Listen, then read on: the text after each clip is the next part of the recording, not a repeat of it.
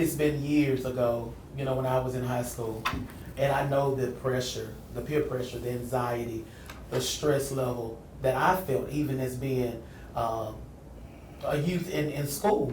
And just imagine what it's like now. The transition that our world has had. You know, in my day we had MySpace and Facebook was just popping up. But we got Snapchat, we got Instagram. We have so many more social media platforms that kids have adapted themselves to. They want to be accepted. But what happens when they're not accepted? So, you know, us being adults and being professionals, being parents, being, you know, mental health work professionals, we have to keep that in mind, that it resonates with us because we can kind of identify, but the intensity of what they're dealing with, we may not have experienced that. So just being more open, being more mindful, being more present, I think that's going to be beneficial as well to our young people. I do too. Absolutely. It really is. Too. And we want them to know this, you know, because we're not, I don't consider myself, I don't know, I laugh when I say this, but I don't consider myself like a professional.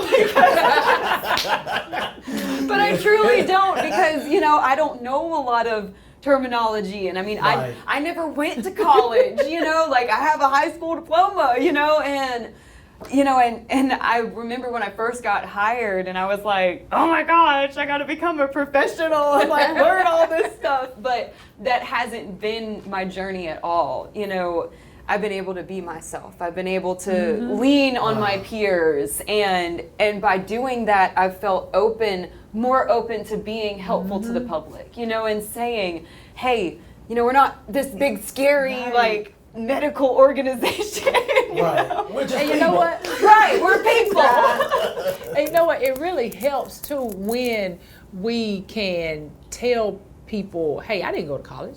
But I still made it. You know, because we have kids now, not all kids, just face it, not all kids gonna go to college. That's true. Okay. Heyo. But you have kids who feel intimidated by those who do go to college.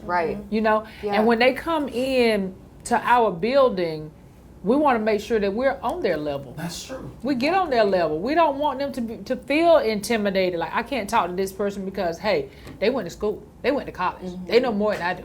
You know, we want to make sure that they feel comfortable. Not only them, but the parents. That's true. We have to make sure that the parents are comfortable and they just feel safe and loved when they come into our building. That's true. You And know? that is the atmosphere, y'all, that we have created, that, you know, for CNA. And that's just not just saying it, but we created that atmosphere. You know, for our young people, when they come in, they don't have to feel like, oh God, this is just another therapy session. But it's just the transparency, and they're like, what's up? You know, Kim say, what's up? But that's what you may get when you come in our office. That's right. Because we have to build that rapport. We have to connect before we correct or before we guide. If we never make that connection, we will never get any success.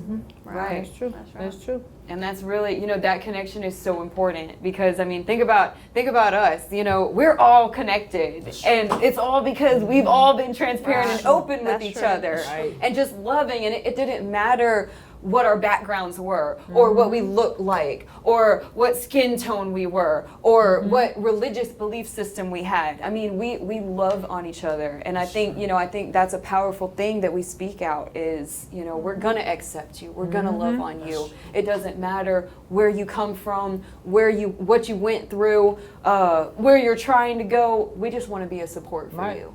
You know, and I like the fact that they're going now. You know, the state is trying to move from that awareness to that acceptance. Because, like Lewis said earlier, you know, we've been making people aware of mental health issues, the stigma, and all that for years now.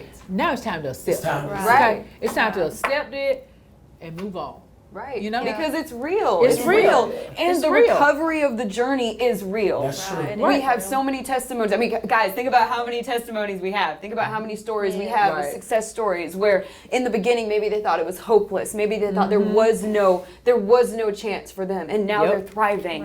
And now they're living the life that they've always wanted to live, and the family's connected and they're building together, and it's just, it's beautiful. It makes you feel so good. And those who've experienced trauma, you know, knowing that there's no shame in that, you know, you can come and get help for that. You know, you don't have to, and that's important too. And I was thinking, like, if there was anything that we could say to any young adult or any parent, what would be that thing that we really try to reach them with by saying, to let them know that we really are here? It's just not a job. It's just not something we wake up and say, I'm going to be a professional today. But what is that transparent? What is that moment that encourages? We only just had one thing to say. What would it be to capture them? Like, let's think about it. What would that thing be? What would we say? Love conquers all. And, Love conquers Love all. conquers all. yeah, that's what I say. Now, Joany, I that love was that. good. I love that. Love Yeah. conquers all. I like that one. That Yes. needs to be our new slogan. Yes. Love conquers all. Love We need that on conquers all the all. walls. We need to have that. We need to have that on everything. Totally. That needs to be, that needs to be our tagline. Yeah. Love conquers At all. CSBO Middle Georgia, love conquers all. We have a population of youth that struggle with homelessness. We have young adults that struggle with homelessness. And a lot of the times, it's not necessarily because, there's a stigma with homelessness. Oh, well, you're homeless because you didn't XYZ in life. And that's not always the case. Right. Who are we to judge how you got into this situation? That's Who are we right. to sit here and Absolutely. judge? That's right. And there's a resource for that. We have platforms in our community like City of Hope. We can talk to them and say, hey, this person is struggling. How can we connect? How can we connect? collaborate? And it's not just us, it's really the community. It's That's us true. branching out through the community Right. to build everyone up, because that is a very real thing. And a lot of people are, I'm sure, saying, well, Dublin, that doesn't really happen. But it is. It's Right. happening in our own It's happening. backyards. That's true. And It's it's here. heartbreaking. It is. It's here. Yeah. And one thing I do love is that, when they come in, we don't just tell them, this is what you're going to do. This is what you need to do. It's a conversation. Right. Right. Where do you want your family to be? Yes. Where do you want to be? Right. That hope statement. We Yeah. gather that. Yes. That hope statement. What is that I that? love, because we want to find out, where is it you desire to be? Because my desire for you may not be where you want to be. Right. That's Right. right. So I love the way that when we come in, it's all about that family. To push them to wherever they desire to be, wherever their end goal is, that's where we want to move them to. And I just love that about our staff, because it's person-centered. It's not Yes. about what we want, because what success look like in our eyes may not look like Totally it in your different. eyes. Right. That's right. We want to hear what you want, and that is what I love. Y'all love me.